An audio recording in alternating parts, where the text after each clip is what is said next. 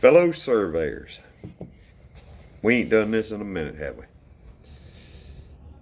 I'll tell you what though, it's long overdue.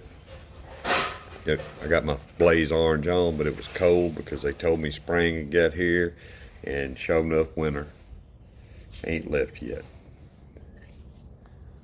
But welcome to Behind the Boots. I ain't got the boots up here. They over there in the utilities room, kind of dirty right now because I was walking around on a job site today and I pulled them off and they were too dirty to put on my table here. But at any rate, I got a call. I was in between two jobs today, and I got a call for a client I did a survey about a year and a half ago.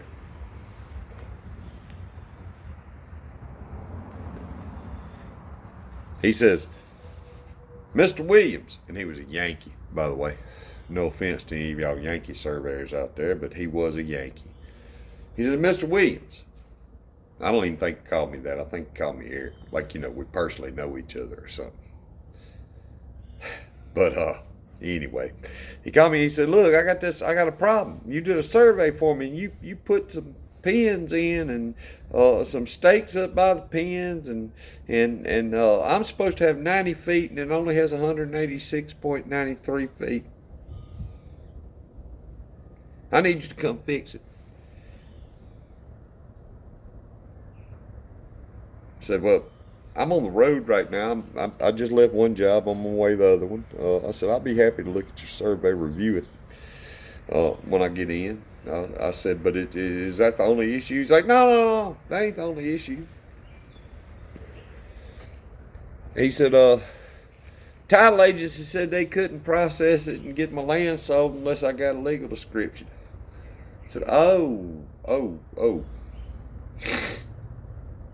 The legal description you didn't want me to write at the time because you said, what can save me some money? Yeah, they're looking at your plat and it don't match what the original deed said, and they don't understand record versus measured and all that stuff. And so I'll tell you what, I don't even know what job you're talking about, but I'll be happy to take a look at it for you when I get home. So I got in this afternoon, and instead of downloading the data on the two jobs I did today, I decided I'd go ahead and pull this up because, it's fresh on my mind. I done got a phone call about it, everything else. So I pulled it up and took a look at it.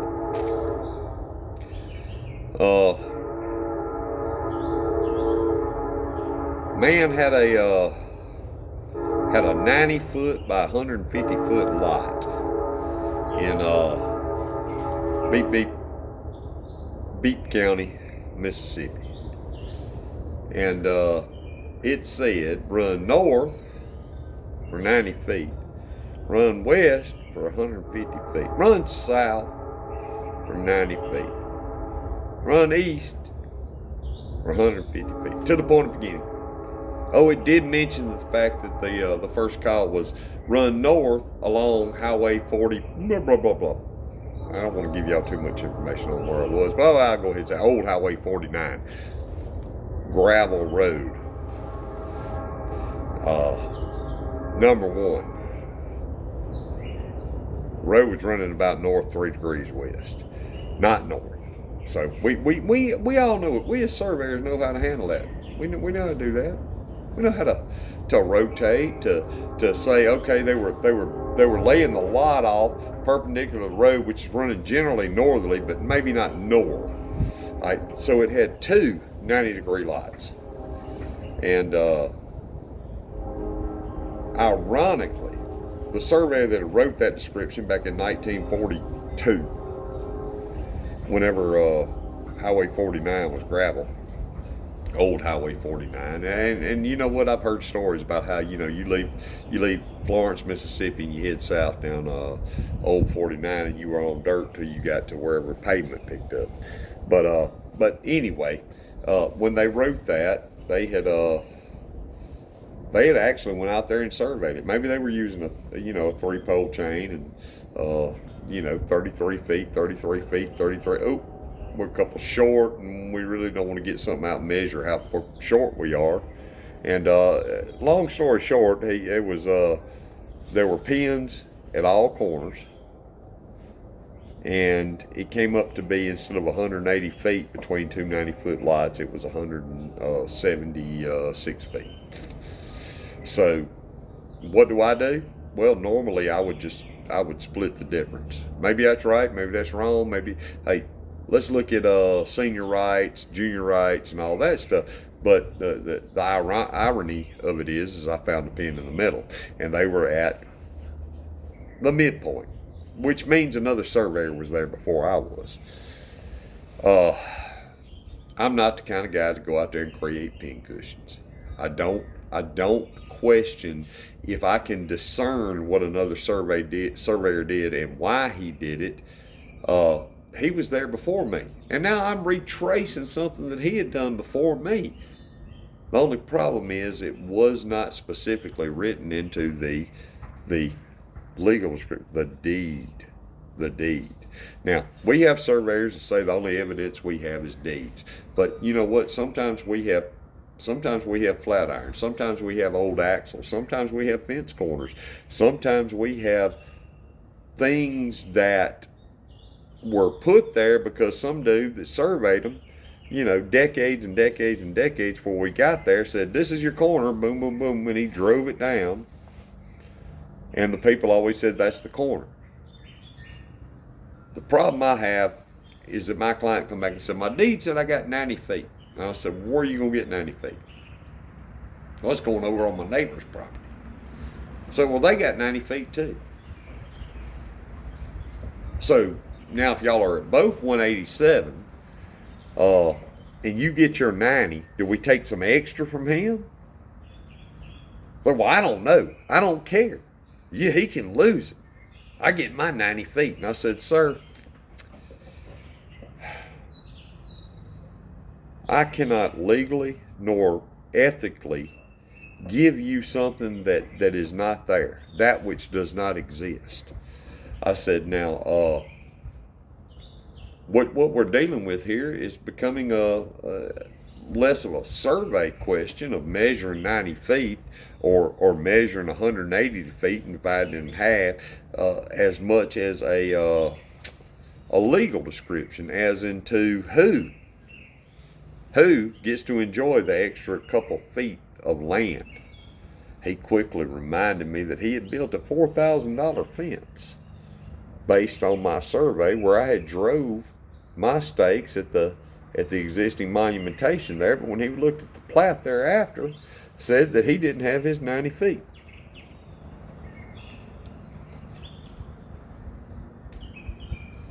I've been surveying for a long time.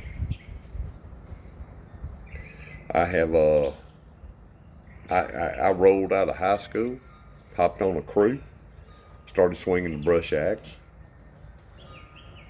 learned how to do a little mathematics. Thanks to y'all hush, there's damn dogs out here. Learned to do some calculations, thanks to some good old party chiefs that were more than happy to train the young people below. Fell in with some really good surveyors that said, hey, you got a bright future. Do you want to learn how to really survey? And that don't mean just go swing the brush axe and measure a distance and stuff like that. Look over there and slap a dog here for a second. But we're coming into a world now where either we've got a lot more people that are a lot more jealous, a lot more stingy, or things like that. Land used to be what's between here and here. If there's nothing there, I can understand going out there and measuring 90 feet. But there's something there, and something's been there for, 25, 30, 40, 50, 60 years. And then all of a sudden, hey, I'm the new guy in the neighborhood. I'm going to come over here and I'm going to put it where it says it goes to. Our system of measurement is flawed. I can't calibrate my GPS unit or my total station to a 33-foot chain. And I keep saying 33 because we all know. We all know. Look, y'all hold on a second. Come here.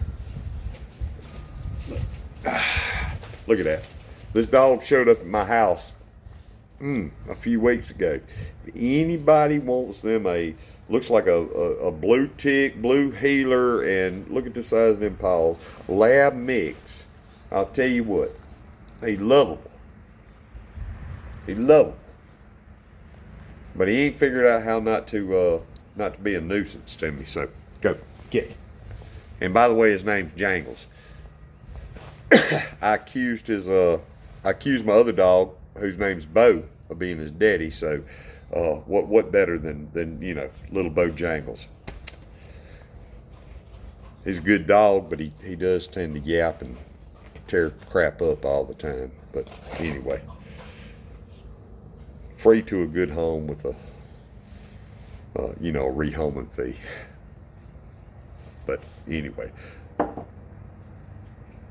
I digress. The problem I have now, like I said, I want to drop back. These damn dogs disrupted my chain of thought here for a second. And by the way, if y'all hear me sniffling, it's because, like I said, spring came, spring left, winter came again, and now I got the summertime blues or whatever, spring fever, whatever you want to call it. But anyway, we've reached a point today, and if anybody knows me, they know that I'm a superior believer in ownership of land, and by God, what's yours is yours, and what's theirs is theirs, and private ownership means more to me than anything. Anything else I could probably think of outside of, my biblical beliefs and what guides me morally.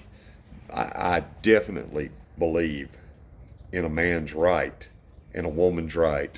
And even if it's, one of them other pronouns they use nowadays, the right to own, possess, and have what is yours. But it is becoming more and more evident that people can't get along with their neighbors. They cannot get along with their neighbors. There was an old saying, good fences make good neighbors. And, when those fences got put up 30 or 40 years ago, those lines were honored. Those monuments were honored. Those measurements, whether they were right, wrong, or indifferent, they were honored. What's going on nowadays? What's going on? I've heard about this whole, land, we buy it by the square foot now. I mean, are there any Class C's or Class D's or, for that matter, Class B surveys to be done anymore? Does the fact that it says run along a fence to an iron pin mean anything, or is it exactly is it gonna have to be that bearing and distance? And by God, what is the basis of bearing that you're using? My assumption is that it was a solar, but you know what? When something says run north along Old Highway 49 and there's 3-degree bearing on it, I assume the bound is Old Highway 49. This is a little food for thought from my fellow surveyors out there. Occupation in old monuments, they mean something. They mean the generation or the person or the two adjoining landowners, they agreed on something. They were agreed on something and it was there. It was put there for a reason. Now, when I find 3 iron pins and they were splitting the difference between 178 feet versus 180 feet. And the guy tells me, but I get my 90. And I'm like, why do you get your 90? He said, because it says so. It says so on paper. And I said, but your neighbor's deed said he's got 92. Well, I'm not worried about him. You know what? This ain't the way to live, people. This ain't the way to live. That's just my little bit of a welcome to 2023 behind the boots. I'm happy to be back. We still doing this. We'll do it some more. I want you guys to send me some comments that say, "Hey Eric, keep doing that," or shut the hell up and get off the internet. Either way, y'all be safe out there.